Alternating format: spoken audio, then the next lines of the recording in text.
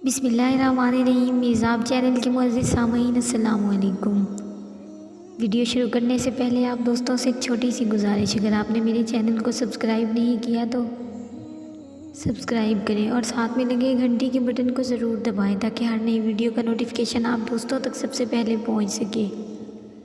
दोस्तों, वीडियो अच्छी लगे तो इसे लाइक और अपने दोस्तों के साथ शेयर भी लाजमी किया करें और कमेंट बॉक्स में अपनी कीमती राय से आगाह ज़रूर किया करें। चलिए दोस्तों, बढ़ते हैं अपनी आज की एपिसोड की तरफ। Sir, he is out of danger. इनकी बाईं पसली बहुत ज़्यादा डैमेज हुई है और दाईं टांग भी। हमने ट्रीटमेंट कर दिया है, मगर ये पुलिस केस है। आपके बेटे पर कातलाना हमला हुआ है। डॉक्टर इन्हें तफसील बता रहा था। क्या वो होश में है? जी, आप मिल सकते हैं, डॉक्टर कहता हुआ चला गया। वो हॉस्पिटल के प्राइवेट रूम में मौजूद थे। सामने उनका बेटा पट्टियों में जकड़ा पड़ा था। उनके दिल को कुछ हुआ था। क्या तुम फिर से उजलान से लड़े हो? वो उससे पूछ रहे थे। मैं बस उसे कहने गया था कि वो फजर को तलाक दे रहे हो। तकलीफ़ में था जब ही रुक रुक कर लफ्ज़ अदा कर रहा था। फजर फजर फजर, वो इतनी अहम है तुम्हारे लिए कि तुम अपनी जान दांव पर लगा दो। तुम में अकल नहीं है। वो दाढ़े थे। तुम रोज़ कोई ना कोई नई गलती करोगे और मैं तुम्हें रोज़ ऐसे लेकर ख्वार होता फिरूंगा। जब हिम्मत नहीं है तो सामने से क्यों वार करते हो? अगर सामने वाला शेर हो तो कुछ वार पीठ पीछे भी करने पड़ते हैं, पूरी प्लानिंग के साथ। आस्तीन का सांप बनकर डसने में जो मज़ा है तुम वो समझ ही नहीं सकते हो। उन्होंने इस्तेहज़ाइया मुस्कुराते हुए कहा। क्या मतलब है पापा? वो समझ नहीं सका। कुछ मतलब नहीं। अब जैसा मैं तुम्हें कहूँगा तुम वैसा ही करोगे। थोड़ी देर तक पुलिस आएगी और तुम बयान दोगे कुछ भी, मगर इसमें अज़लान का नाम नहीं आना चाहिए। उन्होंने किसी गैर मर्ई नुक्ते पर गौर करते हुए कहा। मगर पापा, लास्ट टाइम तो हम जानते नहीं थे कि हमला किसने करवाया है, मगर इस बार तो हमें पता है। इसकी समझ में बाप की बात ना आई। अरहम, अगर तुम्हें फजर चाहिए तो जैसा कह रहा हूँ वैसा करो। मुझसे कोई बात छुपाने की कोशिश ना करना। इस मामले को अब मैं अपने तरीके से हैंडल करूँगा, उन्होंने कहते हुए आगे बढ़कर उसके कंधे को थपथपाते हुए कहा। थैंक्स पापा, मेरा साथ देने के लिए। थैंक्स तब बोलना जब वो फजर अरहम हमदानी बनेगी। मैं नहीं चाहता मेरा बेटा भी मेरी तरह मोहब्बत के लिए भटके। तुम्हें तुम्हारी मोहब्बत ज़रूर मिलेगी। वो कहते हुए वहाँ से निकले थे और जेब से मोबाइल निकालकर ड्राइवर को कॉल की।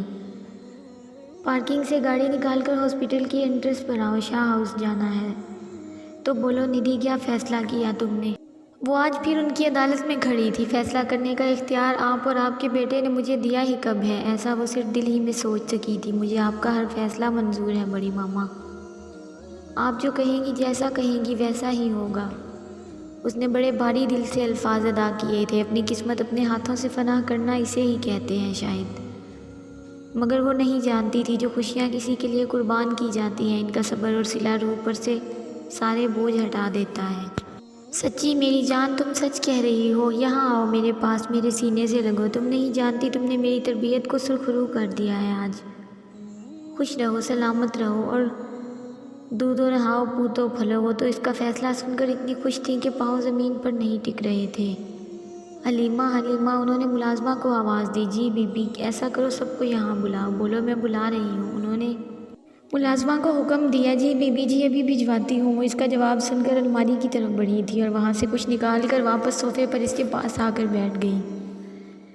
जी मणि मामा, आपने बुलवाया? सबसे पहले इनके बुलावे पर किशमिश आई थी, फिर हैदर। क्या बात है भाई? कोई अहम अनाउंसमेंट होने वाली है। जो काबीना का इजलास बुलवाया गया है और माशाअल्लाह से तमाम अफराद ही मौजूद हैं। ये बीमू था जिसने आते ही बकवास शुरू की थी, बकौल किशमिश के। हाँ, अभी बात अहम बात तो है। इनफैक्ट मुझे बीमू तुम्हें तुम्हारी भाभी से मिलवाना है, बड़ी मामा ने खुश होते हुए कहा था।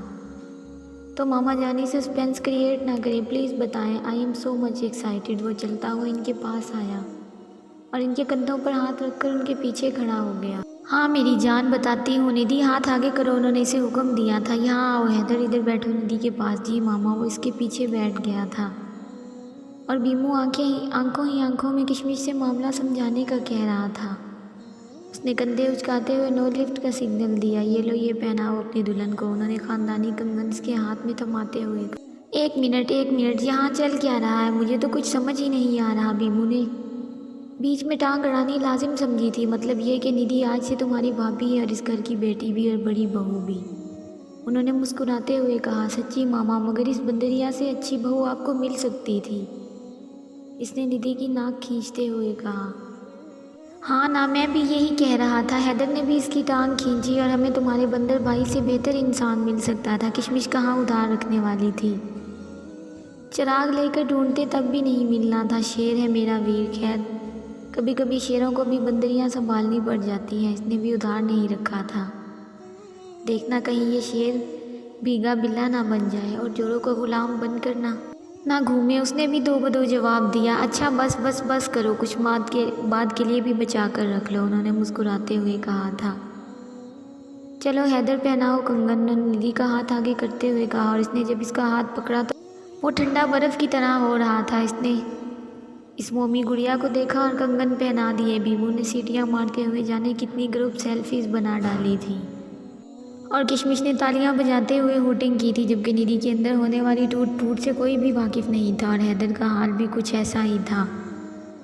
ویسے بھائی میں آپ سے سخت ناراض ہوں، ملازمہ کی لائی گئی مٹھائی اٹھاتے ہوئے بیبو نے کہا۔ کیوں، مجھ سے کیوں ناراض ہو؟ اس نے اپنی ماں کے منہ میں مٹھائی ڈالتے ہوئے جواب دیا۔ اس لیے کہ میری ناک کے نیچے آپ محبت کرتے رہے اور پھر اس محبت کو لو پلس ارینج بھی بنوا لیا اور مجھے بھنک تک بھی نہ ہونے دی۔ ماننا پڑے گا، ویسے ٹیلنٹ ہے، اس نے کلیپنگ کرتے ہوئے کہا تھا۔ بہت شکریہ داد و تحسین کا، ویسے اگر تجھے بھی کوئی گائیڈ لائن چاہیے تو I always there for you, اب وہ کشمش کے منہ میں مٹھائی ڈالتے ہوئے کہہ رہا تھا۔ نہ بھائی نہ، ایسی آفات کا سامنا کرنے کا آپ میں ہی اسٹیمنا ہے، مجھے تو دور ہی رکھیں اس سے، اس نے ہاتھ جوڑتے ہوئے جواب دیا، اور کشمش نے دل سے دعا کی تھی ایسے ہی ایک اور لمحے کی جب اس کا اور بیمو کا نام بھی ایک دوسرے کے ساتھ جوڑا جائے گا۔ ویٹ ادھر ان کو بھی کھلائیں۔ وہ دوبارہ سے بیٹھ گیا تھا جب بیمو نے مٹھائی کی پلیٹ اس کے آگے کرتے ہوئے ندی کی طرف اشارہ کیا۔ کیوں بھائی، موٹی ہو جائے گی میری بیوی، مجھے پتلی لڑکیاں پسند ہیں، ویسے بھی پہلے ہی وہ پھٹنے کو تیار ہے۔ حیدری نے پھر سے اس کی ٹانگ کھینچی تھی اور ندی کا دل کیا تھا اس کو بولے کہ جاؤ جا کر اپنی آنکھوں کا علاج کرواؤ۔ اچھا کھلائیں، مجھے پک لینی ہے، بیمو نے ضد کی اور اس نے ندی کے منہ میں مٹھائی ڈالی تھی جو ندی کو تو زہر ہی لگی تھی۔ اچھا ٹھیک، 15 دن کے بعد نکاح ہے، اور بیمو حیدر شادی بڑی دھوم دھام سے ہونی چاہیے۔ جی ماما ڈونٹ وری، بیمو نے ایک اور سیلفی لیتے ہوئے کہا۔ سب ہنس رہے تھے، خوش تھے۔ بڑی ماما نے اپنے خاندان کی خوشیوں کی سدا سلامتی کی دعا کی تھی، مگر وقت کیا چاہتا تھا، نصیب میں کیا تھا، کاتب تقدیر نے کیا لکھا تھا، یہ تو خدا ہی بہتر جانتا تھا۔ آج آفس نہیں جانا جو اتنی لیٹ اٹھی ہو، وہ کمرے سے نکل کر باہر آئی تھی اور انابی کی گود میں سر رکھ کر وہیں لیٹ گئی تھی ڈرائنگ روم کے صوفے پر۔ نہیں، نیند ہی نہیں آ رہی تھی، دل ہی نہیں کیا اٹھنے کو، اس کے دماغ میں ٹھیسیں اٹھ رہی تھی رات کا اذلان کا جنون یاد کر کے، لیکن تمہاری آنکھیں تو بتا رہی ہیں تم ساری رات نہیں جاگی، ساری رات جاگی ہو، انہوں نے اس کے بالوں میں انگلیاں چلاتے ہوئے کہا۔ انابی، آپ نے رات کو محسوس کیا تھا کہ جیسے کوئی گھر میں آیا ہو؟ اس نے ان کے سوال کو نظر انداز کر کے اپنا سوال کیا۔ نہیں بیٹا، رات کو تو کوئی نہیں آیا، اور ویسے بھی اتنی سیکیورٹی میں کیسے کوئی آ سکتا ہے، کسی کا دماغ خراب ہے، بغیر پوچھے آئے۔ وہ ہنوز اس کے بالوں میں انگلیاں چلا رہی تھیں۔ ہے نا آپ کے پوتے کا دماغ خراب، اور ساتھ میں میرا بھی کر دیتا ہے آ کر، اس نے زیر لب بڑبڑایا۔ کیا ہوا، کچھ کہا تم نے؟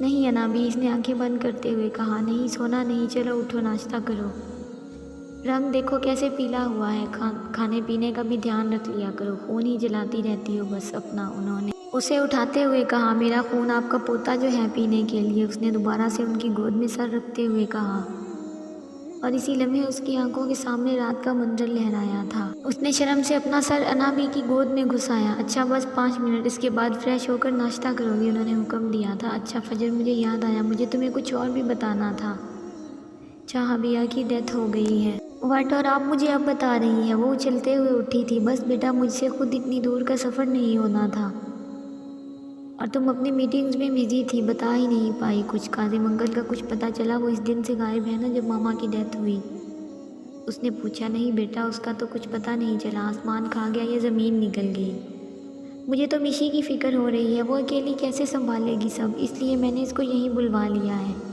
ہمارے ساتھ ہی رہے گی، اور اچھا ہے نا، گھر میں رونق لگ جائے گی، چھوٹی سی تو ہے وہ، ابھی تو اس کا گریجویشن بھی کمپلیٹ نہیں ہوا، اور ویسے بھی ہمارے سوا اور ہے ہی کون اس کا، انہوں نے آنکھوں کی نمی صاف کرتے ہوئے کہا تھا۔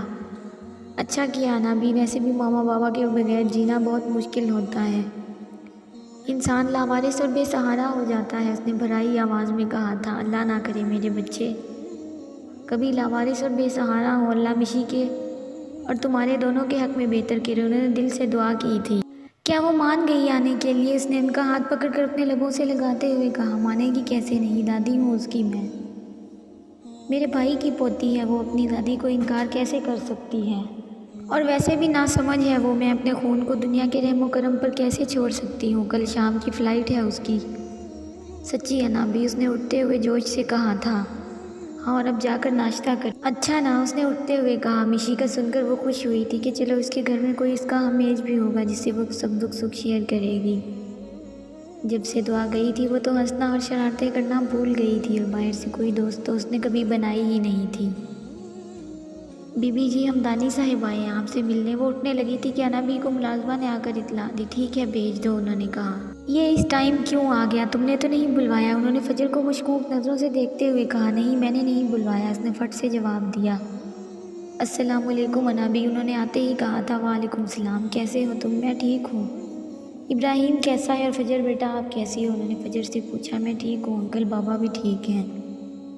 کیا لوگے، چائے کافی؟ انابی نے پوچھا۔ نہیں کچھ نہیں، آپ سے کچھ بات کرنی تھی اس لیے حاضر ہوا تھا۔ ہاں بولو، سن رہی ہوں، انہوں نے اسے کھوجتی نظروں سے دیکھتے ہوئے کہا۔ آپ جانتی ہیں ہم ہاسپٹل میں ہیں اور اس پر یہ دوسرا حملہ کروایا گیا ہے اور یہ سب مزلان کروا رہا ہے، انہوں نے سرد لہجے میں کہا۔ کب حملہ ہوا تھا؟ فجر نے کانپتی آواز میں پوچھا۔ کل، دو ٹوک جواب ملا۔ مطلب وہ کل اس کو ٹھکانے لگا کر میرے پاس؟ فجر نے تانا جوڑا اور اس کا دل بری طرح دھڑکا تھا۔ انابی، آپ اذلان کو اچھے سے سمجھا لیں، اگر وہ سمجھ جائے تو بہتر ہے، نہیں تو پھر مجھے اپنے طریقے سے آتا ہے سمجھانا۔ انہوں نے ایک ایک لفظ چبا چبا کر ادا کیا۔ تو تمہیں لگتا ہے ارحم بے قصور ہے؟ اچھا چلو ایک بات بتاؤ، اذلان نے تم پر حملہ کیوں نہیں کروایا؟ یا پھر کسی اور پر کیوں نہیں؟ اس لیے کہ جو سوئے شیر کو جگاتا ہے نا، تو چیتڑے اسی کے ہی اٹھتے ہیں۔ آخری الفاظ انہوں نے چنگاڑتے ہوئے ادا کیے تھے۔ تم دیکھ سکتے ہو اپنی بیوی کو کسی اور کی باہوں میں، نہیں نا؟ خود تمہارا بیٹا بھی اتنا بے غیرت نہیں ہوگا، تو میرا پوتا کیسے اتنا بے غیرت ہو سکتا ہے؟ انہوں نے جواز پیش کیا۔ وہ شادی کرنا چاہتا ہے فجر سے، اس لیے اس نے ایسا کیا؟ انہوں نے جواز پیش کیا۔ کیا وہ نہیں جانتا کہ ایک انسان کے نکاح میں رہتے ہوئے لڑکی دوسرا نکاح نہیں کر سکتی؟ اپنے بیٹے کو سمجھاؤ، ہمدانی کی عزتوں پر بات آ جائے تو قتل ہوتے ہیں۔ ایک بار سچ سامنے آ جائے پھر جو یہ دونوں فیصلہ کریں گے مجھے منظور ہے، مگر تب تک اپنے بیٹے کو دور رکھو فجر سے، کیونکہ میں غلط کا ساتھ نہیں دے سکتی۔ اور ایک اور بات یاد رکھنا، اذلان میرا پوتا ہے، شاہوں کا خون دوڑتا ہے اس کی نسوں میں، وہ کچھ غلط نہیں کرے گا کبھی بھی، چائے پی کر جانا۔ وہ اس کی عقل ٹھکانے لگا کر وہاں سے چلی گئی تھی۔ چائے مائے فٹ، وہ بھی غصے سے تنفر کرتے نکل گئے، اور فجر دونوں کو ہکا بکا دیکھ رہی تھی۔ بھائی ہمیں بھی پاکستان آنا ہے، ہمیں نہیں رہنا یہاں آپ کے بغیر، وہ ضد کر رہی تھی۔ دعا بیٹا، یہاں آ کر کیا کرو گی؟ وہاں اسٹڈی کمپلیٹ کرو پھر آ جانا۔ اذلان نے سمجھانا چاہا۔ اسٹڈیز پاکستان رہ کر بھی کمپلیٹ ہو جائیں گی، رمشی بھی آ رہی ہے، وہ اس کی ماما کی ڈیتھ ہو گئی ہے، وہ بہت مس کرتی ہے جہاں بیا کو، اور انابی نے اسے پاس بلوایا ہے اپنے، تو آپ بھی ادھر ہو، میری فرینڈ بھی ادھر آ رہی ہے، تو میرا کیسے دل لگے گا؟ مجھے نہیں پتا بھائی، مان جائے نا پلیز پلیز، اس نے منت کرتے ہوئے کہا تھا۔ اچھا ٹھیک ہے، ماما سے بات کرواؤ۔ نہیں، پہلے میری بات سنیں، میں انابی کے پاس رہوں گی، فجر بھابھی کے پاس، اس نے نئی فرمائش کی تھی۔ دماغ سیٹ ہے تمہارا، انابی سے مل لینا، میں منع نہیں کروں گا، اور فجر سے فون تک ہی محدود رہو، یہ جو تم میرے منع کرنے کے باوجود اس سے فون پر باتیں کرتی ہو، مجھے یہ سب پتہ ہے۔ اس نے غصے سے کہا۔ ہاں تو میں کیوں چھوڑوں، جو بھی بات ہے آپ بڑوں کی ہے، ہم تو جیسے پہلے تھے ویسے ہی رہیں گے، اور میں ویسے ہی ملوں گی، آپ اپنے تک رکھیں یہ ناراضگی، اور یہ لے ماما سے بات کریں۔ اس سے پہلے کہ وہ کسی بات کا جواب دیتا، اس نے فون ندا بیگم کو پکڑا دیا۔ ماما یہ کیا بکواس کر رہی ہے، یہ سب آپ سکھاتی ہیں نا اس کو، اس نے جھنجھلاتے ہوئے کہا تھا۔ ہاں تو میری تو تم کوئی بات مانتے نہیں ہو، تو اس کی تو مانو گے نا، اور کون سا کچھ غلط کہا اس نے؟ اتنے سالوں ہمیں ان سے دور رکھ کر کیا مل گیا تمہیں؟ میری زندگی میں یہ پہلی بار ہے کہ میں ان سے 5 سال دور رہی ہوں۔ ان کی آواز بھر آ گئی تھی۔ تو آپ سیدھی طرح بولیں کہ یہ دعا نہیں آپ کی خواہش ہے، اس نے سرد لہجے میں کہا۔ میری خواہش کا کبھی تم نے سوچا بھی ہے؟ میری تو خواہش ہے تمہارے بچے دیکھو، کرو گے پوری؟ انہوں نے کہا۔ کر دوں گا، آ جائیں پھر، اینا سے شادی کر کے آپ کی خواہش کر دوں گا پوری۔ اس نے مسکراتے ہوئے کہا، شٹ اپ عظیم، میرے جیتے جی تم ایسا کر کے تو دکھانا، پھر بتاؤں گی تمہیں میں، انہوں نے غصے سے کہا تھا۔ اچھا کب کی ٹکٹس کرواؤں آپ کی؟ اس نے بات بدلی، مشی کی تو کل کی ہوئی ہیں، تم ایسا کرو نیکسٹ ویک میں کروا دو، مجھے ابھی ٹائم لگے گا پیکنگ وغیرہ میں، اور انا بھی اور فجر کے لیے گفٹس بھی لینے ہیں، انہوں نے تفصیل بتائی تھی۔ ماما کیا سچ میں پاپا آپ کے شوہر تھے؟ آپ اپنے شوہر کے قاتلوں کو اتنی امپورٹنس کیسے دے سکتی ہیں؟ اس نے سرد لہجے میں پوچھا، انا بھی تمہارے باپ کی ماں ہے، اور تمہارے مرے ہوئے باپ نے ہر لمحے مجھے یہی کہا کہ میرے لیے میری ذات سے بھی بڑھ کر ان کا خیال رکھنا اہم ہے، اور اس معاملے میں میری طرف سے وہ کوئی کوتاہی برداشت نہیں کریں گے، میرے لیے انابی کی ذات اہم اور اول رہنی چاہیے، اور رہی بات فجر کی، تو جس دن تم اس سے دستبردار ہو جاؤ گے میں بھی ہو جاؤں گی، مگر تب تک وہ میری بہو ہے اور رہے گی۔ انہوں نے سرد لہجے میں اپنی بات مکمل کر کے کال کٹ کر دی تھی۔ سنا ہے کل تم نے کافی طوفان اٹھایا ہوا تھا، تم کیوں چاہتے ہو تمہاری موت میرے ہاتھوں ہی آئے؟ وہ اس کے سامنے بیٹھا غصے سے داڑ رہا تھا، اور وہ رسیوں میں جکڑا اس کی داڑھ پر ہنس رہا تھا، کہہ کے لگا رہا تھا، تمہیں سچ میں لگتا ہے کہ میری موت تمہارے ہاتھوں لکھی ہے؟ ارے پاگل انسان، میری موت تیرے ہاتھوں لکھی ہوتی تو کب کا مار چکا ہوتا مجھے، میرے خدا کو کچھ اور منظور ہے جس سے تو بھی لا علم ہے۔ اس نے ہنستے ہوئے کہا، خدا کا تو پتہ نہیں، پر تجھے کسی مقصد کے لیے زندہ رکھا ہوا ہے میں نے، اور لگتا ہے وہ مقصد جلد پورا ہونے والا ہے، پھر اپنے ہاتھوں سے تجھے گولی ماروں گا۔ اس نے اس کے منہ پر جوتے سے ٹھوکر مارتے ہوئے کہا، دیکھنا کہیں یہ چال خود تم پر بھاری نہ پڑ جائے، جس دن سچ سامنے آیا اس دن تمہیں منہ چھپانے کو جگہ نہیں ملے گی۔ اس نے اپنے ہونٹ سے خون صاف کرتے ہوئے کہا جو اس کی ٹھوکر لگنے سے بہہ رہا تھا، ایک تو اور ایک وہ بڈھی، دونوں بہت سچ کرتے ہو، دونوں کو ختم کروں گا اپنے ہاتھوں سے۔ اس نے اسے پھر سے ٹھوکر ماری تھی۔ ویسے بھی وہ بڈھی اتنا جی کر کیا کرے گی، کافی عمر ہو گئی ہے اس کی، کہکا لگاتے ہوئے اس نے اپنے قدم باہر کی طرف بڑھا دیے۔ اٹھ جاؤ بے غیرتوں، میرے گھر میں میرے بیڈ پر کیسے مزے لے کر سو رہے ہو؟ مجھے تو ایسے لگ رہا ہے جیسے پوری رات میں نہیں تم دونوں جاگے ہو۔ وہ جب سے فجر کے پاس سے آیا تھا، اسٹڈی روم میں بیٹھ کر اس نے اپنی پریزنٹیشن تیار کی تھی، اور اب وہ اپنے کمرے میں تیار ہونے آیا تو ان کو اپنے روم میں گدھے گھوڑے بیچ کر سوتے دیکھ کر اس کا پارا ہائی ہو گیا تھا۔ ہاں اٹھ گئے، دونوں آنکھیں ملتے اٹھ بیٹھے تھے جیسے کوئی عذاب آ گیا ہو۔ کون سا عذاب آ گیا؟ ہادی نے دوبارہ لیٹتے کہا، کوئی عذاب نہیں آیا، کیا کر رہے ہو تم دونوں یہاں؟ اس نے ہادی کو کشن مارتے ہوئے پوچھا، تو ٹھیک تو ہے؟ علی نے آگے بڑھ کر اس کے ماتھے پر ہاتھ لگایا، اس کا چہرہ تھپتھپایا۔ کیا کر رہا ہے؟ کیا ہوا ہے؟ اذلان نے اس کا ہاتھ جھٹکا تھا، مطلب ساری رات ہم تیری پریشانی میں خوار ہوتے رہے، اور اسی خواری میں ہم یہاں تیرا انتظار کرتے کرتے سو گئے، تو ہم سے پوچھ رہا ہے کہ کیا ہوا ہے؟ ہادی نے غصے سے کہا، ہائے ماں صدقے جائے، اللہ نے کہاں سے دے دیے مجھ گناہ گار کو اتنے پیارے دو انمول رتن۔ اس نے آگے بڑھ کر دونوں کو گلے لگایا تھا۔ بکواس نہ کر، یہ بتا تیرا سسٹم ٹھیک کیسے ہوا؟ کس پر غصہ نکال کر آیا ہے جو ٹھنڈا ہو گیا ہے؟ علی نے اسے کھوجتے ہوئے کہا، تو نہیں جانتا کیا زہر کو زہر ہی مارتا ہے، لوہے کو لوہا ہی کاٹتا ہے، اور جو درد دیتا ہے مرہم بھی وہی رکھتا ہے۔ اس نے بالوں میں انگلیاں پھیرتے اپنا ہیئر سٹائل سیٹ کرتے ہوئے کہا، مطلب تو نے پھر فجر پر غصہ اتارا؟ ہادی نے کہا تھا، ان کو اس کے اتنے نارمل بیہیو پر غصہ آ رہا تھا، مطلب وہ کہیں سے بھی کل والا اذلان نہیں لگ رہا تھا۔ ہاں سزا تو بنتی تھی اس کی، پر اس کو سزا ذرا اپنے سٹائل میں دے کر آیا ہوں۔ اس نے سیٹی بجاتے ہوئے کہا تھا، چل یار چلیں، ہم تو ایویں خوار ہوئے اس کے پیچھے۔ علی نے جلتے بھونتے کہا، یہ ذرا اپنی شوخیوں سے فرصت مل جائے نا تو یہ بھی معلوم کر لینا، جس کا تو نے کل قیمہ فرائی بنایا تھا وہ بچ گیا یا زندہ ہے؟ ہادی نے اپنا موبائل اٹھاتے ہوئے کہا، کیا مطلب وہ بچ گیا ہے؟ اذلان نے ابرو اٹھاتے ہوئے کہا تھا، ہمیں کیا پتہ، ہم تیرے نوکر تھوڑی ہیں، کیوں بتائیں؟ علی تو